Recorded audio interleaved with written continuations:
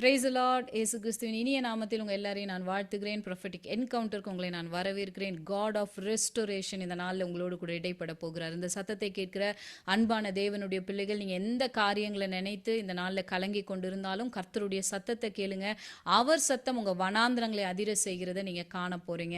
இழப்புகளை நினைத்து, இழந்த காலங்களை நினைத்து நீங்கள் வருத்தப்பட்டு கொண்டு இருக்கிறீங்களா?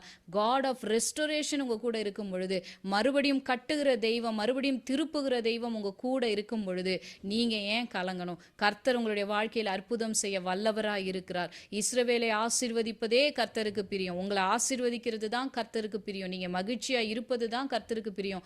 அவருடைய நாமத்தில் நீங்க மகிழ்ச்சியாய் வாழ்வது தான் கர்த்தருக்கு பிரியம், இல்லையா?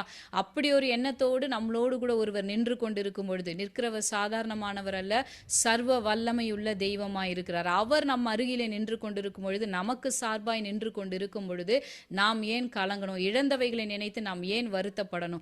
ஆமென். யோவேல் புஸ்தகத்தின் 2ஆம் அதிகாரத்தில் நம்ம இப்படி வாசிக்கிறோம், இல்லையா? பட்சித்த வருஷங்களின் விளைவை அவர் உங்களுக்கு திரும்ப அளிப்பார். நீங்க விசுவாசிக்கிறீங்களா? பட்சிக்கப்பட்ட காரியங்கள், பட்சிக்கப்பட்ட நாட்கள், பட்சிக்கப்பட்ட சந்தோஷங்கள், பட்சிக்கப்பட்ட ஆரோக்கியம், இவைகளை கர்த்தர் உங்களுக்கு திரும்ப அளிக்கிறத, உங்களை ரெஸ்டோர் பண்றத இந்த நாட்கள்ல நீங்க காண போறீங்க.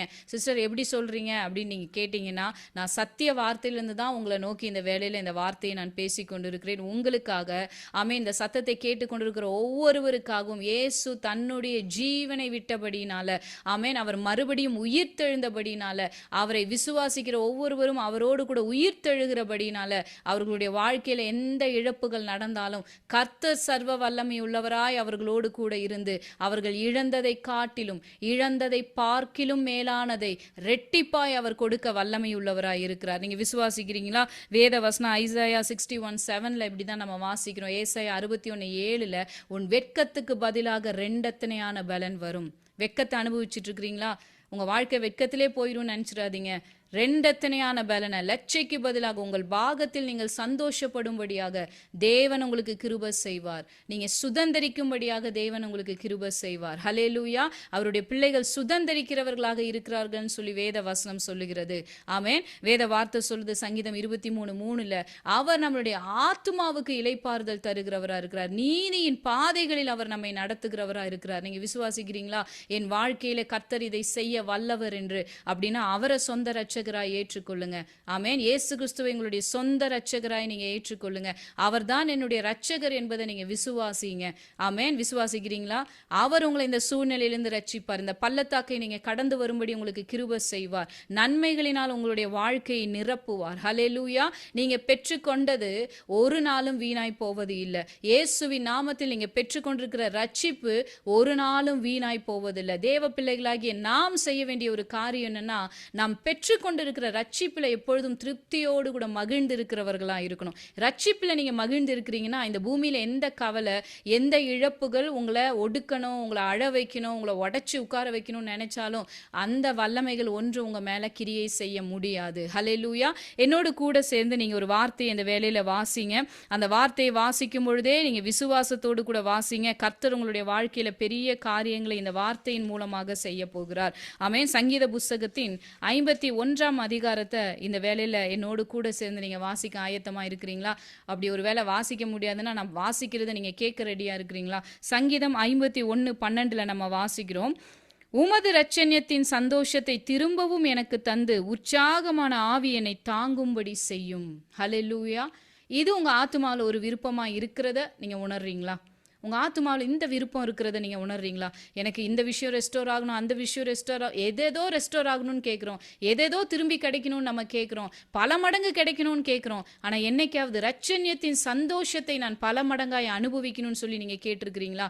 அப்படி இல்லைன்னா இன்னைக்கு ஆண்டவர்கிட்ட ஜெபமாய் கேளுங்க. அதை விரும்புங்க. தாகம் உள்ளவர்களாய் இருங்க. ஆண்டவரே, உம் ரட்சிப்பில் நான் கலிகூர்ந்து மகிழ வேண்டும் என்று தேவனை நோக்கி விண்ணப்பம் பண்ணுங்க. உங்க ஆத்துமா தாகமா இருக்கும்படியாக தேவ பிரசன்னத்துல நீங்க அர்ப்பணித்து பாருங்களேன். ஆண்டவர் உங்களுக்கு கொடுத்த ரட்சிப்புல நீங்க மகிழ்ந்து இருக்கிறீங்கன்னு சொன்னா, உங்க வாழ்க்கையில எது எது எந்தெந்த நேரம் நடக்கணுமோ அது அந்தந்த நேரத்துல கர்த்தர் நடத்துவதை நீங்க காண்பீங்க. ஒரு பாதுகாவலராக, ஒரு ப்ரொவைடராக அவர் உங்களுடைய வாழ்க்கையில் இருக்கிறத நீங்க காண்பீங்க. உற்சாகமான ஆவி என்னை தாங்கும்படி செய்யும் கர்த்தாவே. உம் காரியங்கள்ல, உம்மை ஆராதிப்பதில், உம்மை தேடுவதில் உற்சாகமான ஆவி எனக்கு கிடைக்கணும்னு சொல்லி கேளுங்க. என்னோட ஆவி எப்பொழுது உற்சாகமா இருக்கணும்னு சொல்லுங்களேன். உற்சாகமான ஒரு மைண்ட் செட் எனக்கு இருக்கணும் ஆண்டவரே. உற்சாகமா என்னுடைய சரீரம் உம்மை ஆராதிக்கணும். உமக்குரிய காரியங்கள்ல நான் இருக்கணும். உமக்காக நான் வாழணும்னு கேட்டு பாருங்களேன்.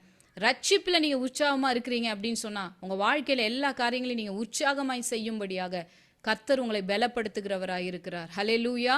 இரட்சண்யத்தின் சந்தோஷத்தை அவர் திரும்பவும் உங்களுக்கு தந்து, ஒருவேளை நீங்க அனுபவிக்காம, கர்த்தர் கொடுத்த ரட்சிப்பை நீங்க அனுபவிக்காம, ரட்சிக்கப்பட்ட தேவனுடைய பிள்ளைகள் அதை மறந்து விட்டு வேற ஏதோ காரியங்கள் நடக்கல, இது கிடைக்கலன்னு நீங்க அழுது கொண்டே வேதனைப்பட்டு கொண்டே இருக்கிறீங்களா? இதை நினைச்சு வேதனை, அதை நினைச்சு வேதனை, எப்போ தேவ சமூகத்துக்கு போனாலும் வேதனை, யார்கிட்ட பேசினாலும் புலம்பல்னு சொல்லி ஒரு வாழ்க்கையை நீங்க அனுபவிச்சு கொண்டு இருக்கிறீங்களா? உங்க புலம்பலுக்கு பதிலாக தேவன் உங்களுக்கு மகிழ்ச்சியை கொடுக்க விரும்புகிறார், ஆனந்தத்தை கொடுக்க விரும்புகிறார். ஹல்லேலூயா. இன்னைக்கு தேவனுடைய சமூகத்தில் அர்ப்பணித்து ஒரே ஒரு காரியத்தை இன்னைக்கு நீங்க விரும்புங்க. ஆண்டவரே, இரட்சணியத்தின் சந்தோஷத்தை நீர் எனக்கு திரும்பவும் தந்து உற்சாக ஆவி என்னை தாங்கும்படி செய்யும் சொல்லி கேட்டு பாருங்களேன். விரும்பி பாருங்களேன். தாகம் உள்ளவர்கள் மேல் அவர் தண்ணீரையும், வறண்ட நிலத்தின் மேல் அவர் ஆறுகளையும் ஓட பண்ணுகிறவரா இருக்கிறாரா? ஹல்லேலூயா. நீங்க இப்படி தேவனுக்குள் மகிழும்படியாக அவர் தந்த ரட்சிப்பை நீங்க மேன்மைப்படுத்துவதும் போது, அதாவது உங்க லைஃப்ல என்ன இருந்தாலும் அதெல்லாம் விட கர்த்தர் உங்களுக்கு கொடுத்திருக்க ரட்சிப்பை நீங்க மேன்மைப்படுத்தும் பொழுது, சொத்தோ பணமோ நகையோ இல்ல மனுஷர்களுடைய கூட்டங்களோ பலனோ படிப்போ எதுவா இருந்தாலும் அதெல்லாம் ஒதுக்கிட்டு, ஆண்டவரே என்னுடைய மேன்மை நீங்க எனக்கு தந்த மிகப்பெரிய கனம் ஆசீர்வாதம் நீங்க தந்த ரட்சிப்பு தான், நீங்க தந்த ரட்சிப்பு தான் சொல்லி அவர் தந்த ரட்சிப்பை நீங்க உயர்த்தி பாருங்களேன். உங்க வாழ்க்கையில் ஒரு பயங்கரமான ரெஸ்டோரேஷன் நடக்கிறத நீங்க காண்பீங்க. எதெல்லாம் இழந்தீங்களோ பல மடங்காய் நீங்க திருப்பிக் கொள்ள கர்த்தர் உங்களுக்கு உதவி செய்கிறவராய் இருக்கிறார். நீங்க விசுவாசிக்கிறீங்களா? கர்த்தர் என் வாழ்க்கையில் இதை செய்ய வல்லவர் என்பதை நீங்க விசுவாசிக்கிறீங்களா? அவர் ஜஸ்ட் ஒட்ட வைக்கிறவர் மாத்திரம் இல்ல. இந்த விஷயம் உன்னோட லைஃப்ல இப்படி ஆயிடுச்சா, இதை நான் ஒட்ட வைக்கிறேன், இதை ஜஸ்ட் நான் ஒரு ரிப்பேர் மட்டும் பண்ணி விடுறேன் அப்படின்னு சொல்றவர் அல்ல. நம்ம வெளிப்படுத்தின விசேஷம் 21:5 நம்ம வாசிக்கிறோம். ஏசாயா புஸ்தகத்துல நம்ம வாசிக்கிறோம், அவர் சகலத்தையும் புதிதாக்குகிற கர்த்தர், புதிதாக்குகிற வல்லமை படைத்த தெய்வமா இருக்கிறார். அவர் ரெஸ்டோர் பண்ணும்போது சகலத்தையும் புதிதாக்குகிறவரா இருக்கிறார். நீங்க எதை எண்டு நினைக்கிறீங்களோ அங்க ஒரு துவக்கத்தை தர அவர் வல்லமை உள்ளவர். புதிய துவக்கத்தை, புதிய சிந்தனையை. ஆமென். விசுவாசிங்களேன், சொல்லுங்களேன். புதிய சிந்தனை, புதிய இருதயத்தை. ஆமென். தேவன் எனக்கு தர வல்லமை உள்ளவராய் இருக்கிறார். கெட்டுப்போன உறுப்புகளை புதிதாக்க தேவன் வல்லமை உள்ளவராய் இருக்கிறார்.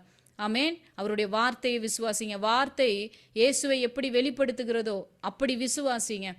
அவர் சகலத்தையும் புதிதாக்க வல்லவராய் இருக்கிறார். இந்த சத்தத்தை கேட்டுக்கொண்டிருக்கிற அன்பான தேவனுடைய பிள்ளைகள், இந்த காரியத்தை அவர் ரிப்பேர் பண்ணி தருவாரு, இதை ஒட்ட வச்சு தருவாரு அப்படின்னு நீங்க நினைச்சிட்டு இருக்கிறீங்களா? அவர் ரெஸ்டோர் பண்ணும்போது சகலத்தையும் புதிதாக்குவார். நீங்க நினைக்கலாம், இந்த மனுஷங்களெல்லாம் மாற்ற முடியாது, இந்த கூட்டத்தை எல்லாம் மாற்ற முடியாது.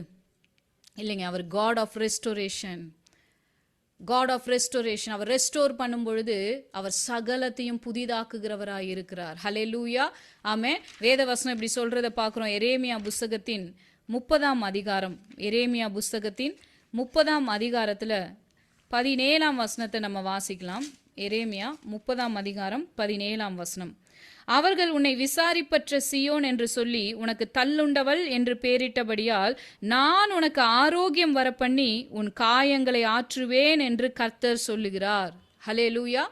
காயங்களை நான் ஆற்றுவேன். அவர்கள் நீ தள்ளுண்டவள், நீ தள்ளப்பட்டவள், நீ உதவியற்றவள், நீ ஏற்றுக்கொள்ளப்பட மாட்டாதவள், உன்னை ஏற்றுக்கொள்ளவே முடியாது, உன்னை நான் அக்செப்டே பண்ண முடியாது அப்படின்னு உன்னை தள்ளி வச்சிருக்கலாம், உன்னை விசாரிக்காம இருக்கலாம், உன்னை நினைக்காம இருக்கலாம் அப்படின்னு வசனம் சொல்லுது. ஆனால் கர்த்தர் சொல்றாரு, நான் உன்னோடு இருந்து நான் உன்னை விசாரிப்பேன், உன்னை நான் உயர்த்துவேன், உன்னை நான் கட்டுவிப்பேன்னு சொல்லி கர்த்தர் இந்த நாளில் சொல்லுகிறார். God of restoration. அவர் உங்களை கட்டுவார்னு என்பதை நீங்க விசுவாசிக்கிறீங்களா?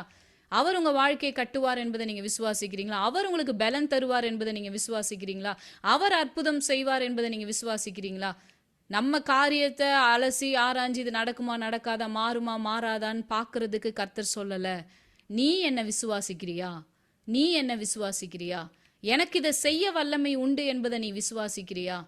இது ஒண்ணுதான் ஆண்டவர் நம்ம கிட்ட கேட்கிறார். இது நடக்குமா நடக்காதா நீ கால்குலேட் பண்ணி சொல்லுன்னெல்லாம் ஆண்டவர் சொல்ல. 38 வருஷம் வியாதியா இருக்கிற மனுஷன், எனக்கு யாரும் உதவி செய்யல, என்னை யாரும் அங்க கொண்டு போய் விடல, யாரும் சொல்லி யாரோ ஒருத்தர் தேடிக்கிட்டே இருக்கிறார். ஹல்லேலூயா. ஆண்டவர் அதை கேட்கல நம்ம கிட்ட. உனக்கு யாராவது உதவி செஞ்சாங்களா? இனியாவது யாராவது செய்வாங்களா? இல்ல. நீ விசுவாசிக்கிறியா? எனக்கு இந்த வல்லமை உண்டு என்பதை நீ விசுவாசிக்கிறியா? ஹல்லேலூயா. தேவனிடத்துல பதில் சொல்லுங்க. இந்த சத்தத்தை கேட்கும்போது நீங்க பதில் சொல்லுங்க. நான் விசுவாசிக்கிறேன் தெய்வமே, உம்மாலே கூடும் என்பதை நான் விசுவாசிக்கிறேன், உம்மாலே ஆகும் என்பதை நான் விசுவாசிக்கிறேன், உமக்கு சித்தம் உண்டு என்பதை நான் விசுவாசிக்கிறேன்னு சொல்லுங்களேன். அவங்க வசனம் சொல்லுது, தள்ளுண்டவள் என்று பேரிட்டபடியால் நான் உனக்கு ஆரோக்கியம் வர பண்ணி உன் காயங்களை ஆற்றுவேன் என்று கர்த்தர் சொல்லுகிறார். எதுல காயப்பட்டு நிக்கிறீங்க? எந்த காரியத்தால் காயப்பட்டு நிக்கிறீங்க? அவர் உங்கள் காயங்களை ஆற்றுவார். அவருடைய தழும்புள்ள கரம் பரிபூர்ண சுகத்தை உங்களுக்கு தந்திருக்கிறது என்பதை நீங்க விசுவாசிங்க. 38 வருஷம் வியாதியா இருக்க அந்த மனுஷனிடத்துல தேவன் கேட்கிற வார்த்தை இதுதான், நீ சுகமா இருப்பதை பார்க்க விரும்புகிறாயா? நீ சுகமா தான் இருக்கன்றதை பார்க்க விரும்புறியா? நீ சுகமா இருக்கன்றதை நீ பார்க்கணும்னு நினைக்கிறியா? அவர் தழும்புகளால் குணமாக போகிறோம் என்பதல்ல, அவர் தழும்புகளால் குணமானோம்.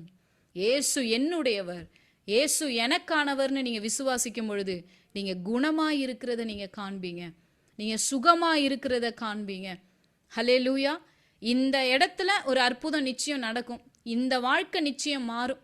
இந்த மனிதனை கர்த்தர் நிச்சயம் மாற்றுவார் அப்படின்னு உங்களுக்கு ஒரு நம்பிக்கை இருக்கும் பொழுதுதான், அப்படின்னு நீங்க நம்பும் பொழுதுதான், என் இயேசு பிரவேசிச்சிட்டார், இதை மாத்திட்டாருன்னு நீங்க நம்பும் போதுதான் உங்களால அந்த இடத்துல வாழவே முடியும். நீங்க நிச்சயம் மாற்றம் உண்டாகும்னு நீங்க நம்பும் போதுதான், இங்க மாற்றம் உண்டாய் இருக்கிறது என்று நீங்க நம்பும் போதுதான் உங்களால அந்த இடத்துல வாழவே முடியும். நீங்க வாழும்போது தான் அற்புதத்தை காண்பீங்க. ஹல்லேலூயா. நீங்க நடக்கும்போது தான் அற்புதத்தை காண்பீங்க. நீங்க பிரவேசிக்கும் பொழுது தானே அங்க என்ன நடந்திருக்குன்னு உங்களுக்கு தெரியும். எந்த இடத்தை விட்டு நீங்க ஓடணும்னு நினைக்கிறீங்களோ, எந்த சமூகத்தை விட்டு நீங்க நீங்கி போகணும்னு நினைக்கிறீங்களோ, எந்த பிரசன்ஸ்ல இருக்கவே கூடாதுன்னு நினைக்கிறீங்களோ, அந்த இடத்துல உங்களை வாழ வைக்க கர்த்தர் வல்லமை உள்ளவர், அவர் போதுமானவர்.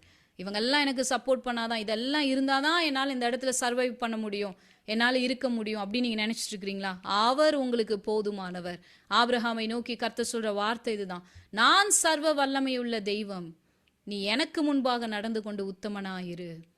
நான் சர்வ வல்லமையுள்ள தெய்வம், நான் போதுமானவராய் இருக்கிறேன். சர்வ வல்லமையுள்ள தெய்வம்னா போதுமானவராய் இருக்கிறார், எல்லாவற்றுக்கும் அவர் போதுமானவராய் இருக்கிறார்.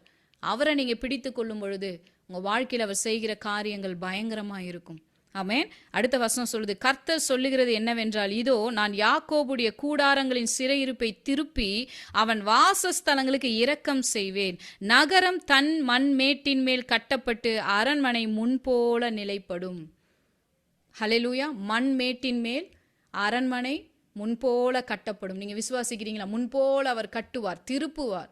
ஆமென். சிறையிருப்பை திருப்புவார், கூடாரத்துக்கு சமாதானத்தை அவர் தருவார். இந்த சத்தத்தை கேட்கிற அநேக குடும்பங்களை நோக்கி இந்த வேளையில இயேசுவின் நாமத்தில் நான் பேசுகிறேன். இந்த சத்தம் எந்த வீடுகள் எல்லாம் துணித்து கொண்டு இருக்கும், உங்க வீட்டுல தேவன் ஒரு சமாதானத்தை தருவார். இயேசுவின் நாமத்தில் ஒரு சமாதானம் உண்டாவதாக.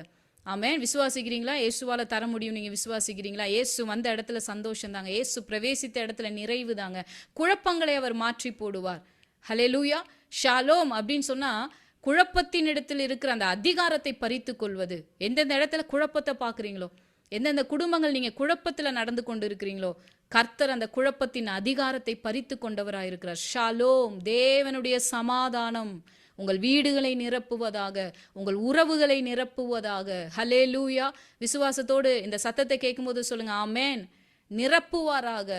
நீங்க சுகமா இருக்கிறத பார்க்க விரும்புறீங்களா? கர்த்தர் உங்க குடும்பத்தை கட்டி இருக்கிறார் என்பதை நீங்க நம்புறீங்களா? நிச்சயம் இந்த இடத்துல அற்புதம் செய்வார் என்பதை நீங்க நம்புறீங்களா? அற்புதம் செய்யப்பட்ட இடத்துக்குள் நான் இந்த வேலையில பிரவேசிக்கிறேன் என்பதை நீங்க நம்புறீங்களா? நம்பிக்கையோடு பிரவேசிங்க. கர்த்தர் பெரிய காரியத்தை உங்களுக்கு செய்ய வல்லவர். அது மாத்திரம் இல்ல, கர்த்தர் இன்னொரு காரியத்தை கூட உங்களுடைய வாழ்க்கையில செய்வதை நீங்க காண்பீங்க. அவர் உங்களுடைய ஹெல்த்தை ரெஸ்டோர் பண்றதை நீங்க காண போறீங்க. விசுவாசிக்கிறீங்களா? அவர் என்னுடைய சரீரத்தை ரெஸ்டோர் பண்றவரா இருக்கிறாருன்னு சொல்லலாமா? ஆமென். என்னோட சரீரத்தை, ஆமென், என்னோட ஃப்ளஷ், என்னோட மாம்சத்தில் இருக்கிற பலவீனங்களை நீக்கி என்னை மறுபடியும் கட்டுவிக்கிற தெய்வம் இந்த நாளில் ஜீவனோடு கூட இருக்கிறார்னு சொல்லுங்களேன். என் மீட்பர் உயிரோடு இருக்கிறார், என் மீட்பர் உயிரோடு இருக்கிறார். இந்த வார்த்தையை சொல்லுங்களேன், என் மீட்பர் உயிரோடு இருக்கிறார். ஆமென். ஜீசஸ். பிசிக்கலி உங்களுக்கு என்ன ஸ்ட்ரென்த் வேணுமோ, என்ன ஹீலிங் வேணுமோ, அது உங்க சரீரத்திலே தருகிற தெய்வம் மாத்திரம் இல்ல, அது அணுகாதபடிக்கு உங்களுக்கு ஆரோக்கியத்தை தருகிற தெய்வமா இருக்கிறார். அவருடைய செட்டைகளின் கீழ் ஆரோக்கியம் உண்டு. விசுவாசிக்கிறீங்களா? அவருடைய செட்டைகளின் கீழ் ஆரோக்கியம் உண்டு. அவர் தருகிற ஆரோக்கியத்தை நீங்க அனுபவிப்பீங்க. ஆமென். விசுவாசத்தோடு சொல்லுங்க, காட் ஆஃப் ரெஸ்டோரேஷன். உங்க மேல ஆண்டவர் என்ன நோக்கத்தை வைத்து இந்த பூமியில வைத்திருக்கிறாரோ, அந்த நோக்கம் உங்கள் மூலமாய் நிறைவேறாமல் உங்களை எடுத்துக்கொள்வது கர்த்தருடைய சித்தம் அல்ல. உங்களை கொண்டு அந்த நோக்கத்தை செய்து முடிக்க அவர் தன்னுடைய ஆவியினால் உங்களை பலப்படுத்துவார். ஆமென். உங்களோட வாய் திறந்து சொல்லுங்க, என் மேல கர்த்தர் வைத்திருக்கிற வேலையை அவர் நிறைவேற்ற வல்லமை உள்ளவர். அவரை நம்பி என்னோட வாழ்க்கையை நான் இன்னைக்கு அர்ப்பணிக்கிறேன்னு சொல்லுங்க. தேவ சமூகத்தில் உங்களுடைய வாழ்க்கையை அர்ப்பணிக்கிறீங்களா? ஹல்லேலூயா. எல்லாவற்றையும் அவருடைய கரத்துல நீங்க விட்டு கொடுக்குறீங்களா? எதை நினைச்சு நீங்க பாரப்பட்டு இருக்கிறீங்களோ, எதை நினைச்சு உடைக்கப்பட்டு இருக்கிறீங்களோ, எதுல நீங்க ஒரு பெரிய அழுத்தத்துல இருக்கிறீங்களோ, அந்த அழுத்தங்களை தேவ சமூகத்துல விட்டு கொடுத்து, காட் ஆஃப் ரெஸ்டோரேஷன், திருப்புகிற தெய்வம், மாற்றி அமைக்கிற தெய்வம், மறுபடியும் கட்டுகிற தெய்வம் என் பட்சத்தில் இருக்கிறார் என்பதை விசுவாசிங்க. நீங்களும் நானும் மரிக்க வேண்டிய இடத்துல, அனுபவிக்க வேண்டிய அந்த பாடுகள்ல இயேசு அனுபவித்து, நாம் மரிக்க வேண்டிய இடத்துல அவர் மரித்து, இன்னைக்கு நம்ம எப்படி வாழணுமோ அப்படி அவர் உயிர்த்தும் இருக்கிறார். உன்னதங்களில் அவரோடு கூட நாம் உட்கார்ந்து இருக்கிறோம். நாம் அவரை விசுவாசிக்கும் பொழுது நம்மளோட சீட்டை மாத்தி இருக்கிறார் அவர். இன்னைக்கு பிரச்சனைக்கு நடுவுல நம்ம இல்லை, நம்ம தேவனோடு கூட உன்னதங்களில் அமர்ந்திருக்கிறோம். உன்னதங்களில் உள்ள சகல ஆவிக்குரிய ஆசீர்வாதங்களாலும் அவர் நம்மை ஆசீர்வதிக்க போகிறார், இல்ல ஆசீர்வதித்திருக்கிறார். விசுவாசிக்கிறீங்களா? நான் ஆசீர்வதிக்கப்பட்டவன். இந்த வார்த்தை உங்களுடைய வாயில சொல்றீங்களா? நான் ஆசீர்வதிக்கப்பட்டவன். எந்த நெகட்டிவ் ரிப்போர்ட்டை நீங்க டாக்டர்ஸ் கிட்ட இருந்து நீங்க வாங்கியிருந்தாலும், இப்போ நீங்க சொல்ற இந்த வார்த்தை உங்களுடைய வாழ்க்கையில அற்புதங்களை செய்கிறத நீங்க காண்பீங்க. இருதயத்துல விசுவாசி வாய் திறந்து சொல்லுங்க, நான் ஆசீர்வதிக்கப்பட்டவன். சகல ஆவிக்குரிய ஆசீர்வாதங்களாலும், உன்னதங்களில் உள்ள சகல ஆவிக்குரிய ஆசீர்வாதங்களாலும் நான் ஆசீர்வதிக்கப்பட்டவன். உன்னதங்களில் உள்ள சகல ஆவிக்குரிய ஆசீர்வாதங்களாலும் நீங்க ஆசீர்வதிக்கப்பட்டவங்களா இருக்கும் பொழுது, வான மண்டலங்களில் உள்ள பொல்லாத ஆவியின் சேனைகள் உங்க வாழ்க்கையில கிரியை செய்ய முடியாது, ஜெயம் எடுக்க முடியாது. எதை கெடுத்திருந்தாலும், எதை கொள்ளையடிச்சிருந்தாலும், எதை திருடி இருந்தாலும் நீங்க சொல்லுங்க, காட் ஆஃப் ரெஸ்டோரேஷன், ஜீவனை தந்தவர், அது பரிபூர்ணப்படுறதுக்கு என்னோடு கூட நின்று கொண்டிருக்கிறவர் என் வாழ்க்கையில பெரிய காரியங்களை செய்வார்னு சொல்லுங்களேன். ஹல்லேலூயா. கர்த்தருடைய வார்த்தை அற்புதங்களை செய்து கொண்டு இருக்கிறது என்பதை நான் விசுவாசிக்கிறேன். வார்த்தையை மாத்திரம் கவனிங்க.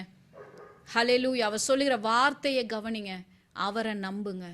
ஆமென். வார்த்தையானவரை நீங்க நம்புங்க, அவர் பேசுகிறத கவனிங்க. உங்களை சுத்தி எவ்வளவோ சத்தங்கள் இருக்கலாம், ஆனா கர்த்தருடைய சத்தத்துக்கு இன்னைக்கு செவி கொடுக்குறீங்களா?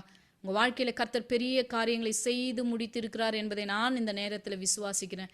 எத்தனையோ சாட்சிகளை அவருடைய வார்த்தை செய்து முடிக்கிறத நாங்க கேட்டுக்கொண்டுட்டே இருக்கிறோம். இன்னைக்கும் இந்த லைவ்ல இணைந்து இந்த சத்தத்தை கேட்கிற உங்க வாழ்க்கையிலும் கர்த்தர் அப்படிப்பட்ட காரியங்களை செய்து முடித்தார் என்பதை நான் விசுவாசிக்கிறேன். ஆமென். என்னோடு கூட சேர்ந்து ஒரு சிறு ஜெபத்தை இந்த வேலையில செய்றீங்களா? கர்த்தாவே நன்றி. இன்னைக்கு இந்த மீட்டிங்ல இணைந்து சத்தத்தை கேட்கிற ஒவ்வொரு தேவ பிள்ளைகளையும் உடைய வார்த்தையின் மூலமாய் நீ சுகமாக்கி இருக்கிறதுக்காய் நன்றி. இந்த சத்தத்தை அவர்கள் கேட்கும் பொழுதே பரிசுத்த ஆவி உடைய பிள்ளைகள் எந்தெந்த இடங்கள்ல ஆண்டவரே நொறுக்கப்பட்டு உடைக்கப்பட்டு சந்தோஷம் இல்லாமல் குழப்பத்துல இருக்கிறாங்களோ கர்த்தாவே, நீங்க அந்த இடத்துல ஊற்றப்பட்டதுக்காய் நன்றி ஆவியானவரே. உடைய வல்லமை ஊற்றப்பட்டதுக்காய் நன்றி தேவ ஆவியே. அப்பா, அவர்களை நீர் நிரப்பினதற்காய் நன்றி. நன்றி நன்றி நன்றி நன்றி அப்பா.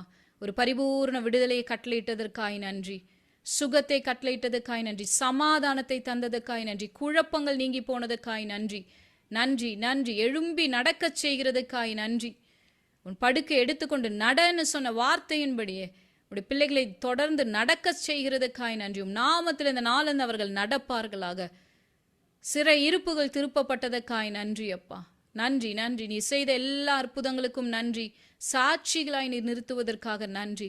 ஒவ்வொரு குடும்பங்களையும் ஆசீர்வதித்து நான் ஜெபிக்கிறேன். அந்த சத்தத்தை கேட்ட ஒவ்வொருவரையும் நான் ஆசீர்வதித்து ஜெபிக்கிறேன். உடைய வார்த்தையின்படி, சத்தியத்தின்படி உடைய பிள்ளைகள் இந்த நாளில் ஆசீர்வதிக்கப்பட்டதுக்காய் நன்றி. தொடர்ந்து பெற்றுக்கொண்ட விடுதலையில நிலைத்திருக்க கர்த்தர் உதவி செய்யுங்க. உம் திருக்கரத்தில் ஒப்பு கொடுத்து ஜெபிக்கிறேன். இயேசுவின் நாமத்தில் ஜெபிக்கிறேன் ஜீவனுள்ள நல்ல தகப்பனே. ஆமென் ஆமென். கர்த்தர் உங்களை ஆசீர்வதிப்பாராக. இந்த வார்த்தையை கேட்கும்படி கர்த்தர் நமக்கு கிருபை செய்திருக்கிறார். தொடர்ந்து இது போல தேவனுடைய வார்த்தையை நீங்க தினந்தோறும் கேட்கணும்னு நினைச்சீங்க அப்படின்னு சொன்னா நம்முடைய அஃபிஷியல் நம்பருக்கு நீங்க மெசேஜ் மூலமாக நீங்க தெரியப்படுத்தலாம். நம்ம தினமும் ஜூம் மீட்டிங்ஸ் நடத்தி கொண்டு இருக்கிறோம். இரவு 9 மணிலிருந்து 10 மணி வரைக்கும் இந்த ஜூம் மீட்டிங்ஸ் நடக்குது. இதுல நீங்க இணைந்து தேவனுடைய வார்த்தையை தினந்தோறும் நீங்க கேட்கலாம். உங்களுக்கு இன்ட்ரெஸ்ட் இருக்கு அப்படின்னு சொன்னா நீங்க அஃபிஷியல் நம்பருக்கு நீங்க மெசேஜ் மூலமாக தொடர்பு கொள்ளுங்க. நீங்க கால் பண்ண வேண்டாம், நாங்க அட்டன் பண்ண மாட்டோம். மெசேஜ் மூலமாக, வாட்ஸ்அப் மெசேஜ் மூலமாக உங்களுடைய பேரையும் நீங்க எந்த ஊர்ல இருந்து எங்களோடு இணையறீங்கன்றது எங்களுக்கு தெரியப்படுத்துங்க. கர்த்தர் உங்களை ஆசீர்வதிப்பாராக. தொடர்ந்து இந்த வார்த்தையை விசுவாசிங்க. உங்க வாழ்க்கையில பெரிய காரியங்களை கர்த்தர் செய்வாராக. ஆமென். God bless you.